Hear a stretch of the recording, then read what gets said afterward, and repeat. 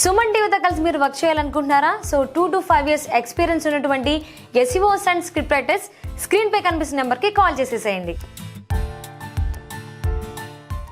రోజుకి 1 కోటి మందికి పైగా వ్యూవర్షిప్ని సంపాదించుకున్న సుమన్ టీవీ నెట్వర్క్ ఇప్పుడు సరికొత్త పంతాలో అడుగు వేయబోతోంది.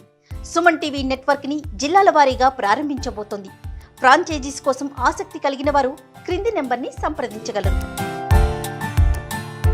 నమస్తే రమగారు. నమస్తే జయ. రమగారు, మనం లాస్ట్ టైం మర్యాద రామన్కి సంబంధించిన స్టోరీలు చెప్పుకున్నాం. సరైన తల్లి ఎవరని తీర్పు చెప్పిన స్టోరీ. అలాంటి స్టోరీస్ ఏమన్నా మర్యాద రామన్న స్టోరీస్ చెప్పుకుందామండి. ఎందుకంటే అందులో ఒక నీతి కూడా ఉంటుంది. పిల్లలకి చెప్తానికి, వాళ్ళు ఆలోచించటానికి, ఇలా చెయ్యాలి, ఇలా చేయకూడదు అని.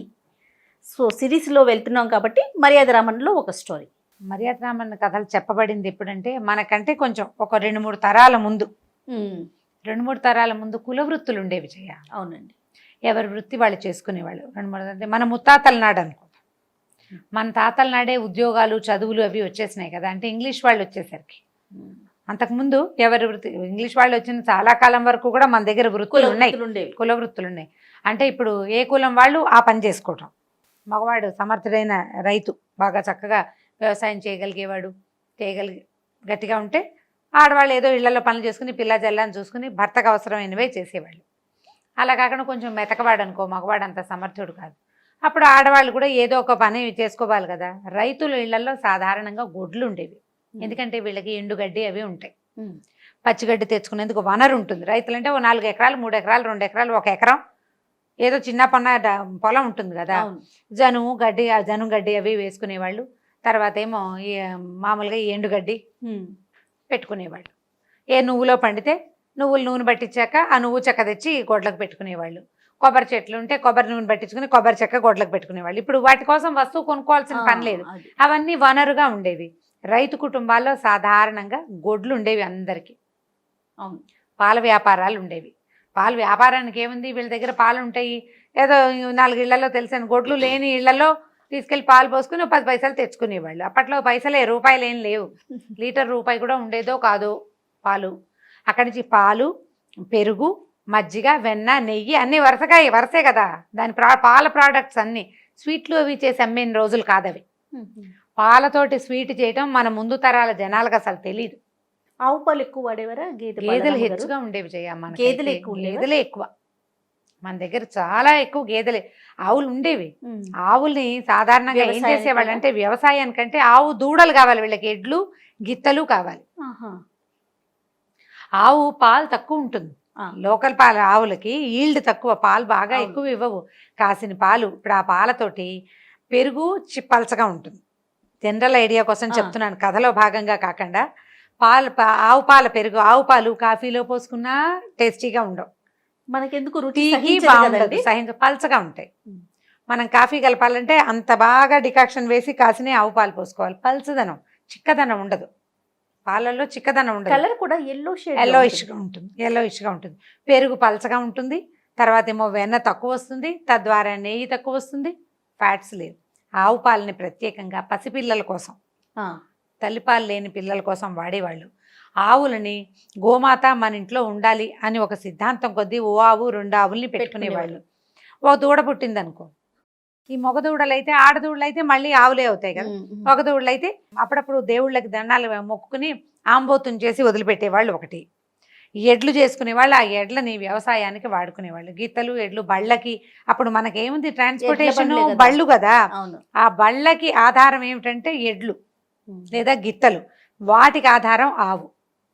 కానీ ఆవుతోటి సంపాదన లేదు, రోజువారీ నెలసరి సంపాదన అవి ఉండేవి కాదు. ఎందుకంటే పాల వల్ల మనకు ఉపయోగం లేదు, గేదెల వల్ల ఉపయోగం ఉంటుంది.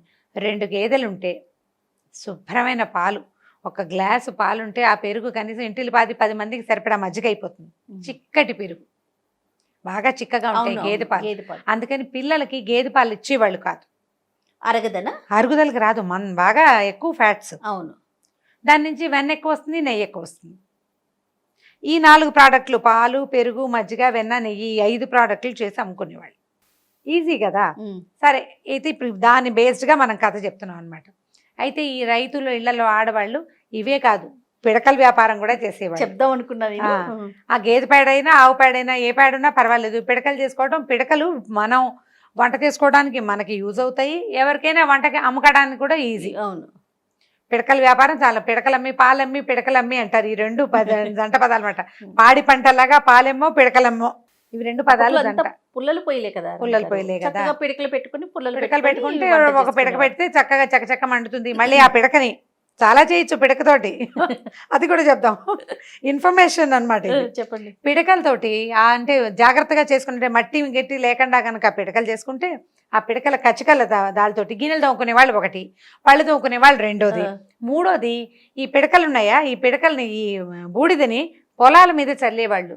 ఆవు పేడ పిడకలతోటి పొలాల మీద మొక్కల మీద వచ్చే పురుగులు చచ్చిపోతాయి. ఓహో. గేదె పిడకలతోటి కాదు. అందుకని ఆవులు ఉంటే ఆవు పిడకలు ప్రత్యేకంగా చేసుకునేవాళ్ళు.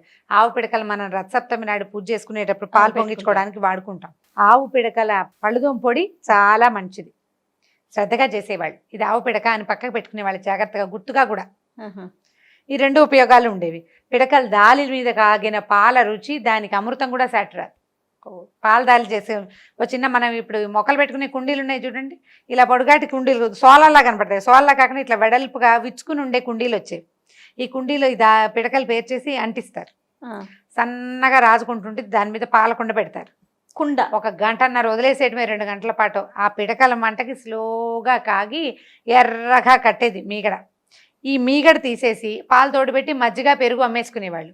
ఈ మీగడ విడిగా తోడుపెట్టి కనుక వెన్న తీస్తే ఎక్సలెంట్ వెన్న. మనం ఇప్పుడు కూడా కుంపట్లు సరదా ఉంటే, నాకు చాలా కుంపటి సరదా. అసలు నన్ను అట్రాక్ట్ చేసే విషయాల్లో కుంపటి పొయ్యి, ఆ రెండు బాగా ఇష్టం నాకు. ఎక్కడైనా ఎవరైనా రోడ్డు మీద పొయ్యి వెలిగిస్తే నేను చాలాసేపు దాన్ని నాకు చాలా ఇష్టం. కుంపటన్నా కూడా మహా ఇష్టం, నాకు ఫేవరెట్ థింగ్ అనమాట అది. అంటే నాకు మా ఊరి మీద ఉన్న అబ్సెషన్ ఆ 2 వస్తువుల్లో ఉండిపోయింది. వంగ మొక్కలు, పొట్లపాదులు, వాటిని చూసినా కూడా నాకు పువ్వుల మొక్కలు చూస్తే ఏం ఉత్సాహం రాదు, ఊరికే చూస్తాను. ఫోటో తీసుకుందామని ఉత్సాహం కూడా రాదు. కూరగాయ మొక్కలు చూస్తే మహా ఇష్టం నాకు. వంగ మొక్క, పొట్లపాదు రెండు సూపర్ ఫేవరెట్స్. వాటికి పెట్టేవాళ్ళు. ఈ పిడకని పొడి చేసేసి చల్లేస్తే పురుగులు రావు. దిష్టికి కూడా పిడక పెట్టేవాళ్ళు, దిష్టి తగలకుండా. అవునా? పిడకలు పెట్టేవాళ్ళు. ఇవి అయిపోయినాయి పాలు పేడ ఉపయోగాలన్నీ చెప్పేసాం. పిడక ఉపయోగాలు కథలోకి వద్దాం. అయితే ఈ ఆవు పాలు, గేదెల పాలు తీసి పాడి వాడుకునే కుటుంబాలు కొన్ని ఒక ఊళ్ళో ఉండేవి. అయితే ఇద్దరు పక్కన సుబ్బమ్మ రామమ్మ అని 2 ఇళ్ల వాళ్ళు ఉండేవాళ్ళు పక్క పక్కన. ఈ సుబ్బమ్మకి 3-4 పిల్లలున్నారు, రామమ్మకి 5-6 పిల్లలు. రామమ్మ గారింట్లో 3 అంటే 3 గేదెలు ఉన్నాయి. సుబ్బమ్మ గారికి ఒక 15 గేదెలని. ఆవిడ పుట్టింటి నుంచి కూడా గేదెలు తోలేరు, బోల్డ్ గేదెలు. సరే, ఇద్దరు కలిసి ఏం చేసేవాళ్ళు, జాగ్రత్తగా పాలు వ్యాపారం చేసుకునేవాళ్ళు. ఆవిడ దారిని ఆవిడే, ఈవిడ దారిని ఈవిడే చేసుకునేది. అయితే పక్కింటి వాళ్ళు, ఇంటి పక్క వాళ్ళు. అయితే ఒకసారట సుబ్బమ్మ గారింటికి చుట్టాలు వచ్చారు చాలామంది. వియ్యాల వారు, పెళ్లి వాళ్ళు ఎవరో వచ్చారు. వస్తే రామని, ఏమే రామి, నాకు నెయ్యి నిండుకుంది ఇంట్లో, తోడిట్టాను, అది ఎప్పటికి రావాలి, ఇంకా 3 రోజులు అయితే కానీ నెయ్యి తేలదు, కొద్దిగానే వెన్నుంది, కాస్త 4 సోలలు నెయ్యి అప్పివ్వమని అడిగింది. 4 సోళ్ళు అంటే గ్లాసు, 4 గ్లాసులు, 1/2 లీటర్ పైనే ఉంటుంది. సోలుడు అంటే 1/2 పైన, అరకి తక్కువ. 4 సోలలు ఇవ్వమంది. ఇవ్వమనేసరికల్లా ఈవిడ దగ్గర నిజానికి 3 గేదెలే ఉన్నాయి. 10 గేదెలు ఉన్న ఆవిడకి నెయ్యి అవసరమైంది. 3 గేదెలు ఆవిడ నెయ్యి అప్పిచ్చింది. 4 సోలలు నెయ్యి వాడుకున్నారు. వచ్చిన పెళ్లి వాళ్ళకి ఏదో అప్పచ్చులు, అరిసెలు, గిరిసెలు చేసి పెట్టారు. పండగ వెళ్ళిపోయింది. వాళ్ళతో ఏదో పెళ్లి సంబంధం మాట్లాడుకున్నారు. నిశ్చార్థం అయిపోయింది, పెళ్ళి అయిపోయింది. అన్ని హడావిళ్ళు, వీళ్ళింట్లో ఉన్న హడావిడంతా అయిపోయింది. సరే, ఈ రామమ్మ గారు సరే ఈ పెళ్లి హడావిడి ఉంది కదా, నెయ్యి ఎక్కడికి పోతుందిలే, 4 రోజులు పోయాక నెయ్యి ఇస్తుందని ఈవిడ ఊరుకుంది. ఇంతలో ఏమైందంటే రామమ్మ గారు అల్లుడు గారింట్లో పెళ్ళి వచ్చింది. వాళ్ళు ఇక్కడి నుంచి నెయ్యి గియ్యి పంపించమని అల్లుడు గారింటి నుంచి ఈవిడ, మామూలుగా అల్లుళ్ళ దగ్గర నుంచి వస్తే పంపించాలి కదా. ఈవిడ వాళ్ళు అడిగిన లెక్కకు చూసుకుంటే తన దగ్గర కొద్దిగా తక్కువగా ఉంది నెయ్యి. సరే, ఉన్న నెయ్యి అంతా అప్పుడు జమ చేసింది ఒక 4 రోజులు. చివరి రోజున ఏం చేసిందంటే, ఈ నెయ్యి పంపించే రోజున సుబ్బమ్మక్క 4 సోలలు నెయ్యి ఇచ్చేస్తావా అంది. అంటే కావాలంటే తీసుకో. 4 సోలలు నెయ్యి కొలిచింది, గిన్నెలో పోసింది. ఈ గిన్నె చేత పూసుకుంటే, నీకు నాకు బాకీ చెల్లు అంది రామమ్మ గారు. సుబ్బమ్మ గారు, ఏం బాకీ, ఇప్పుడేగా ఇస్తున్నాను, అప్పుడే ఎక్కడ బాకీ చెల్లు అంది. అది కాదు రామక్క, సుబ్బమ్మక్క, నువ్వు ఇదివరకు తీసుకున్నావు కదా, పిల్ల పెళ్లి నిశ్చార్థానికి ముందు మీ ఇంటికి చుట్టాలు వచ్చారు, వియ్యాల వారు వచ్చారు, పండగ చేసావు, అప్పుడు తీసుకున్నావు కదా, ఆ బాకీ ఇవాళ నువ్వు తీరుస్తున్నావు అంది. నేను ఎప్పుడు తీసుకున్నాను నీ దగ్గర? నేనేనాడు నీ దగ్గర నెయ్యి తీసుకోలేదు. బాగున్నావే, నువ్వు ఇప్పుడు అప్పు కడిగావు, మీ అల్లుడు గారి ఇంట్లో పెళ్ళి కావాలన్నావు, నీకు 4 సార్లు నెయ్యి అడిగావు, నేను అప్పిస్తున్నా, నువ్వు నాకు తీర్చాలి, నేను నీకు తీర్చడం ఏమిటంది అనేసరికల్ రామమ్మ గారు తెల్లబోయింది. అదేమిటి, మీ అమ్మాయి పెళ్ళప్పుడు తీసుకున్నావు, ఫలానా గిన్నె, తెల్ల గిన్నె నాకు గుర్తుంది, నువ్వు తీసుకున్నావంటే చాలే, నీ దగ్గర ఉన్నది 3 గేదెలా, నాకున్నది 15 గేదెలా, అందులో 10 ఏమో పాడి గేదెలు, ఇన్ని గేదెలు ఉన్నదాన్ని నీ దగ్గర నేను అప్పుకొస్తానా? ఏంటి నేర్చుకుపోయావు, ఈ పిచ్చి పిచ్చి వేషాలు ఏం వేయకు నా దగ్గర, నీకు కావాలంటే అడిగి పట్టుకెళ్ళు అనేసరికల్లా రామది, నాకు కావాలని నేను అడగట్లా, నువ్వు నాకు బాకీ తీర్చాలి అందుకు అడిగాను. నువ్వు ఈ బాకీ తీరుస్తావన్న దీంతోటే నేను నా దగ్గర ఉన్న కొంత నెయ్యి ఎవరికో ఇచ్చేసుకున్నాను కూడా, లేకపోతే నిన్ను అడగాల్సిన అవసరమే లేదు, నాకు నేనే ఏర్పరచుకునేదాన్ని. నీ దగ్గర బాకీ ఉంది 4 సార్లు, అందుకు నేను నీకోసం ఆగాను అనేసరికల్లా ఈవిడ ఒప్పుకోలేదు. ఈ సుబ్బమ్మ గారు, నేను నీ దగ్గర తీసుకోలేదు, నువ్వు ఇచ్చిందే నాకు గుర్తులేదు, అసలు నాకు 15 గేదెలు ఉంటే నేను నీ దగ్గరికి ఎందుకు వస్తాను? పోనీ ఎవరినైనా పట్టరా సాక్ష్యం అంటే, పక్కపక్క ఇళ్ళ వాళ్ళు నెయ్యి అప్పు తీసుకోవడానికి సాక్ష్యం తెచ్చుకుంటారా ఎప్పుడైనా? అడిగేసరికల్లా ఈవిడ ఏం చేసింది, అన్ని ఎతికింది అక్కడ పెట్టేసి వచ్చేసింది. వచ్చేసరికల్లా వచ్చేసి ఏం చేయాలో తెలియలేదు. ఈ సుబ్బమ్మ గారు మాత్రం గట్టిగా పెద్ద పెద్ద గొంతు పెట్టుకుని బయటకు వచ్చి నుంచి నడిచింది. రామికి ఎన్ని తెలివితేటలు, నన్ను అప్పడగటానికి వచ్చి నీ బాకీ చెల్లంటోంది, దీని తెలివితేటలు, దీని బోడి 3 గేదెలు దీని దగ్గర ఉన్నవి అని గట్టిగా అరిచేసరికల్ చుట్టుపక్కల జనం అంతా చేరారు. చేరేసరికల్ అదేంటి, రామమ్మ ఒక జోలికి వెళ్ళే మనిషి కాదు. ఏం జరిగింది అసలు ఏంటంటే, కొంతమంది పోయారు రామమ్మ గారింటికి. అమ్మాయి ఆవిడ చెప్పదలుచుకోవాలా, నిజానికి ఊరుకుందాం అనుకుంది, ఈ పక్కనున్న గోల ఊరుకోనివ్వల. వాళ్ళంతా పోయి అడిగేసరికల్లా, ఫలానా రోజున ఫలానా గిన్నెతోటి సుబ్బమ్మ అక్కకి నేను ఇచ్చాను నెయ్యి అనేసరికల్లా, అవురవరా నాకెందుకు ఇస్తుందని ఈవిడ, నాకు 15 గేదెలు ఉన్నాయి పాట ఉంది కదా, ఈ పాట పాడింది ఈవిడ. అవునమ్మా, ఆవిడ 15 గేదెలు ఉంటే 3 గేదెలు దాన్ని నీ దగ్గర ఎందుకు తీసుకుంటుంది నువ్వు అని వీళ్ళల్లో వెళ్ళి రామమ్మ కూడా అబద్ధం చెప్తోందేమో, ఇవాళ రేపు నమ్మేలాగా లేవు, ఏదో మెతకదనుకున్నావు అని వాళ్ళు 2-3 ఈవిడ మొహానే అనేశారు. అనేసరికల్లా ఈ రామమ్మ గారికి కష్టంతో వచ్చింది. ఆ నేతి టిఫిన్ అల్లుడు గారింటికి పంపించింది. పంపించి ఉత్తరం రాసింది, ఈ నెయ్యితోటి ఈ తగాదా వచ్చిందని కూతురికి ఉత్తరం రాసింది. ఇట్లా వచ్చింది సుబ్బమ్మత్త, ఇట్లా గోల్ చేసింది, నలుగురు నానా మాటలు అన్నారు, కొంతమంది అయ్యో పాపం అన్నారు, కానీ వెనకాల ఏమనుకున్నారు, నాకు చాలా సిగ్గుపోయింది, నాకు చాలా బాధగా ఉంది అని ఉత్తరం రాసేసరికల్లా, ఆ ఉత్తరం కూతురు చదువుతూ ఉండగానే అల్లుడు కూడా చదివేసరికల్లా అల్లుడు అన్నాడు, ఇదేమిటి, ఆవిడ అప్పు తీసుకున్న మాట నిజమైతే మర్యాద రామన్ దగ్గరికి తీసుకెళ్ళాలి, న్యాయాధికారి దగ్గరికి వెళ్ళాలి, అంతేగాని సహించి ఊరుకుంటామా? ఇవాళ నెయ్యి అయింది, రేపు ఇంకోటి అవుతుంది, రేపు ఒక గేదెని తీసుకెళ్ళి ఓ దూడని తీసుకెళ్ళి కట్టేసుకుంటుంది ఆవిడ, ఇప్పుడు నేనెందుకు తీసుకున్నానంటే అప్పుడేం చేస్తాం?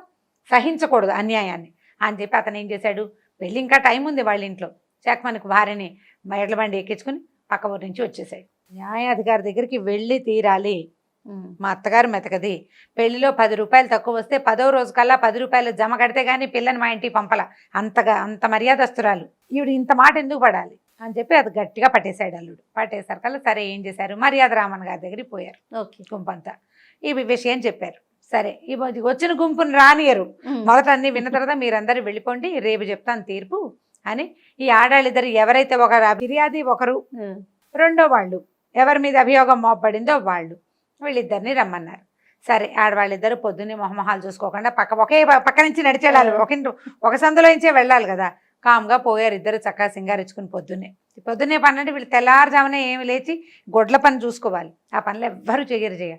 అసలు గొడ్డు గోదా ఉన్న ఇంట్లో ఆడవాళ్ళకి ఎంత పని ఉంటుందంటే, చచ్చినా బతికినా తెల్లారు 6-6:30 లోపల ఆ పని అయిపోవాలి. ఆ పని అవ్వకుండా కుదరదు. అవును, తెల్లారుజామున లేవాల్సిందే, గొడ్ల దగ్గర బాగు చేయాల్సిందే, వాటికి కుడితే మేత ఏదో చూసి ఆ పాలు తీసేసి బయటికి పంపించేస్తే పాలేర్లు ఉన్నా సరే వీళ్ళ పని వీళ్ళకే ఉంటుందండి. అక్కడి నుంచి ఏం చేశారు, వీళ్ళకి పాలేళ్ళు ఉన్న వాళ్ళు కాదు పాపం, వాళ్ళు ఆడవాళ్ళిద్దరు గట్టిగా పని చేసుకునేవాళ్ళే. సరే ఇద్దరు 9 గంటల వేళలో వెళ్ళారు. వెళ్ళేసరికల్లా రామన్న గారి వాకిలంతా బురదగా ఉంటుంది. చెప్పులు వేసుకునే రోజులు కావు అసలు, ఆడవాళ్ళు అసలు చెప్పులు వేసుకునేవాళ్ళు కాదు, ఎవరో పెద్దిళ్లలో కొంతమంది వేసుకునేవాళ్ళట. అసలు స్త్రీలకు చెప్పులు ఉండేవి కాదు, పొలాలు కూడా ఒట్టికాళ్ళతోటే పోయేవాళ్ళు. నేను కూడా మా ఊళ్ళో చెప్పులు లేని వాళ్ళని ఎప్పుడూ చూస్తూనే ఉండేదాన్ని.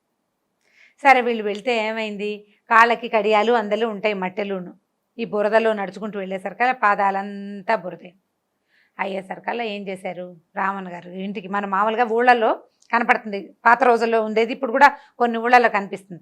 ఈ ఇంటికి వాకిలికి గ్యాప్ ఉందనుకోండి, ఓ పక్కన ఒక తొట్టె కాళ్ళు కడుక్కోవడానికి నీళ్లు పెట్టేవాళ్ళు, అక్కడ 2 నాపరాళ్ళు వేసేవాళ్ళు ఆ రాయి మీద నుంచి కాళ్ళు కడుక్కోవాలి. ఆ తర్వాత కొద్దిగా బురద లేకుండా కాస్త 4-5 రాళ్ళు దూరంగా అయినా కప్పదాట్లలాగా దాటుకుంటూ పోయేవాళ్ళు. మా అమ్మ వాళ్ళ ఇంట్లో కూడా అలాగే ఉంటాయి, దొడ్లో నుంచి లోపలికి రావడానికి. సరే ఏమైంది, ఓ 2 నాపరాళ్ళు వేసి ఉన్నాయి, ఒక ఇది ఉంది, తొట్టెలో నీళ్ళు ఏం లేవు, 2 చెంబులతోటి నీళ్ళు పెట్టున్నాయి. కాళ్ళు కడుక్కోండి అమ్మా అన్నారు. ఈ ఆడవాళ్ళు ఇద్దరు కాళ్ళు కడుక్కున్నారు. వచ్చేసరికల్లా పైకి వచ్చారు. కష్టం సుఖం, నీకు ఎన్ని గేదెలు ఉన్నాయమ్మా, మీ ఆయన ఏం చేస్తాడు, పుట్టింటి నుంచి ఎన్ని తెచ్చుకున్నావు, మీ అమ్మాయికి ఏం కట్నం పెట్టావని ఇవన్నీ మాట్లాడుతున్నారు. నుంచున్నారు, కాళ్ళు పీకుతున్నాయి వీళ్ళకి. ఇవే మాట్లాడుతున్నాడు కానీ అసలు విషయం చెప్పడం లేదు ఆయన. ఓ పావు గంట అరగంట అయిన తర్వాత, బాబు మా సంగతి తేల్చండి ఆయన, గొడ్లకి ఎండవేళ ఎక్కిపోతుంది, గొడ్లని తోలుకెళ్ళాలి కదా మరి గడ్డికి అనేసరికల్లా సరే సుబ్బమ్మ 4 సార్లు నువ్వు రామమ్మకి ఇచ్చేయాలి, సాయంకాలం ఇస్తావా రేపు ఇస్తావా చెప్పు అన్నాడు. సుబ్బమ్మ అదేమిటండి మీరేమీ అడగను లేదు, ఇలా తేల్చేస్తే ఎలాగ బాబు, 15 గేదెలు ఉన్నాయండి నాకు, దీని దగ్గర నేను ఎందుకు అప్పు తీసుకుంటాను, నాకు అంత అవసరం లేదంటే నీకు అవసరం ఉందమ్మా, ఎందుకంటే నీకు పొదుపరితనం లేదు, నీ దగ్గర నువ్వు పొదపరివి కావు. ఓహో, నీ పక్కనున్న అమ్మాయి పొదపరి, ఆ అమ్మాయికి 3 గేదెలున్నా అల్లుడింట్లో కావాల్సిన నువ్వు నేతిని ఇంత టిఫిన్ తయారు చేసి ఇవ్వగలిగే సత్తా ఉంది, ఒళ్ళు దగ్గర పెట్టుకుని పనిచేస్తుంది. నీకు ఒళ్ళు దగ్గర పెట్టుకు పనిచేసే లక్షణం లేదు నీ దగ్గర. 15 గేదెలున్నా నీ దుబారాకి ఎంతగా ఎన్ని చాలవు, నీకు నెయ్యి లేదు, పక్కింట్లోంచి తీసుకున్నావు, మర్యాదగా ఒప్పుకొని ఇచ్చేసి అనేసరికల్లా ఇవాడు హతాసురాలు అయిపోయింది సుబ్బమ్మ గారు. ఎలా తెలిసిందా అని ఎప్పుడు అందరూ ఒక 5-6 పెద్ద మనుషులు అక్కడ కూర్చుంటారు. రామన్న గారు సులువుగా తేల్చేశారు, అమ్మాయి కూడా ఒప్పుకుంటుంది. ఎలా తేల్చారంటే ఈ చెంబెడు నీళ్లతోటి కాళ్ళు కడుక్కోలేకపోయింది అమ్మాయి, కాళ్ళకి బురదంటింది, మట్టెలు పట్టీలు అందలు ఉన్నాయి, వాటికి అంటుకుంటుంది. ఆడమనిషి ఏం చేయాలి, వంగి చేత్తో కొద్దిగా అట్లా రాస్తే వదిలిపోతుంది. రామమ్మ గారి కాళ్ళు, సుబ్బమ్మ గారి పాదాలు చూడండి, 2 పాదాలు చూస్తే తెలుస్తుంది. రామమ్మ గారి పాదాలు శుభ్రంగా ఉన్నాయి, ఎందుకంటే వంగి చేయి పెట్టి ఆ పాదం కొద్దిగా అట్లా అనేసి కడియాలకు అంటిన మట్టిని కూడా కొద్దిగా రాసి కడిగేసుకుంది, ఆ చెంబేడి నీళ్ళతో చేయి శుభ్రంగా కడుక్కుని తుడుచుకుంది. ఈ సుబ్బమ్మ గారు వంగలేదు, నీళ్ళు పోసుకుని ఊరికే ఒక్కాలు తాటిచ్చి కడుక్కుంది, బురదంతా అక్కడే ఉంది. 10 నిమిషాలు ఆరితే పాదాలు బాగా కనపడతాయని ఇంతసేపు మాట్లాడాను. పొదపెడతానం లేదు కాబట్టే ఈ అమ్మాయి పక్క ఆవిడ దగ్గర అప్పు తీసుకుంది, నెయ్యి తిరిగి ఇచ్చే ఉద్దేశం లేదు, అందుకని ఇట్లా ఎగ్గొట్టడానికి ఈ మాట ఎత్తింది. 15 గేదెలున్నా పొదపడతానం లేకపోతే ఇక నీకేం ఉండదు, నీ దగ్గర ఉపయోగం ఏముంది, నీకు 1 పొదపడతానం లేదు, 2 మాట నిలకడ లేదు, 3వది మర్యాద లేదు, 3 పోగొట్టుకున్నావు, నువ్వు మర్యాద పోగొట్టుకున్నావు కదా అనేసి ఇక నువ్వు 4 సోలలు ఇచ్చేయాల్సిందే. ఇంత గొడవ చేసి ఇలా చేసినందుకు 2 సోలలు సొల్కం కింద రామమ్మకే ఇవ్వమన్నారు. ఓకే, సరే ఇంకేం చేస్తుంది, ఒప్పుకొని అక్కడ క్షమాపణ చెప్పుకొని ఆవిడ ఇంటికి వెళ్ళిపోయింది. ఊరంతా చెప్పుకున్నారు పొదపరి లక్షణం అంటే ఏమిటి, పొదుపుగా ఉండటం అంటే ఏంటంటే మనకి ఉన్నంతలో మనం జాగ్రత్తగా ఉండటం, అందిన వరకు పనిచేయటం, ఎంత మటుకు కుదిరితే అంత మటుకు పనిచేసి స్థిమితంగా ఉన్నవాడు. ఇప్పుడు 3 గేదెలున్న ఒక అమ్మాయి 15 గేదెలున్న పక్క ఆవిడకి అప్పు ఇవ్వగలిగిందంటే మరి డిఫరెన్స్ కనిపిస్తోంది కదా. కాబట్టి పొదపడతనంగా ఉండాలి, స్త్రీలకి ఈ లక్షణం ఉండాలి, ఇలా మాట నిలకడతనం లేకపోతే మర్యాద పోగొట్టుకుంటామని బాగా చెప్పుకున్నారు. ఇది నీటి వాడకపు పొదుపుని, మనుషుల పొదపరి లక్షణాన్ని తెలియజేసే కథ. మన దగ్గర ఎన్ని ఉన్నాయని కాదు, మనం ఎంత కేర్ఫుల్గా ఉన్నాం అనేదే ఇంపార్టెంట్. ఈ తీర్పు కథని సింపుల్గా తేల్చేశారు. నేను ఎక్కువసేపు చెప్పాను దీన్ని, మనం సింపుల్గా కూడా చెప్పుకోవచ్చు. ఇంత సింపుల్గా ఇంత తాపీగా ఎందుకు చెప్పానంటే దీంట్లో ఉన్న అసలైన ఉపయోగం ఏమిటి అనేది అమ్మాయిలకి, తల్లులకి అర్థం కావటం కోసం. నా దగ్గర ఉందని విసిరేయకూడదు, అవసరమైనప్పుడు విసిరండి, అవసరం లేనప్పుడు జాగ్రత్తగా ఉండండి. పొదుపు గురించి చెప్పమని చాలామంది అడుగుతుంటారు. పొదుపుకి ఇదే ఉదాహరణ. ఎందుకంటే పెద్ద పొదుపు ఏం చేస్తాం, అవసరం లేని కొనుక్కోకూడదు, సూపర్ మార్కెట్కి వెళ్ళి కొనేసుకుంటాం, అలాంటివి చేయకూడదు. వాళ్ళ దగ్గర పెట్టుకుని ఉంటే చక్కగా కథ బాగా చెప్పినట్టుగానే పొదుపడతనం ఉంటే ఏమవుతుందంటే మన మర్యాదలు నిలుస్తాయి. అవసరానికి మన దగ్గర వెనకాల అవకాశం ఉంటుంది. మనం చేయి విసిరేస్తే మనకు అవసరమైనప్పుడు మనకి ఏ అవకాశము భగవంతుడు ఇవ్వకపోవచ్చు. జాగ్రత్తగా ఉండాలి. కథ కంచికి మనం ఇంటికి. చాలా బాగుంది రమ్మగారు. ఇంకొక స్టోరీతో మళ్ళీ కలుద్దాం. తప్పకుండా. నమస్తే. ఈ వీడియో కనుక మీకు నచ్చినట్లయితే లైక్ చేయండి, షేర్ చేయండి, మరిన్ని వీడియోస్ కోసం మా ఛానల్ని సబ్స్క్రైబ్ చేసుకోండి. Hi, hello. రోజుకి 1 కోటి మందికి పైగా వ్యూవర్షిప్ని సంపాదించుకున్న సుమన్ టీవీ నెట్వర్క్ ఇప్పుడు సరికొత్త పంథాలో అడుగు వేయబోతోంది. సుమన్ టీవీ నెట్వర్క్ని జిల్లాల వారీగా ప్రారంభించబోతోంది. ఫ్రాంచైజీస్ కోసం ఆసక్తి కలిగిన వారు క్రింది నెంబర్ని సంప్రదించగలరు.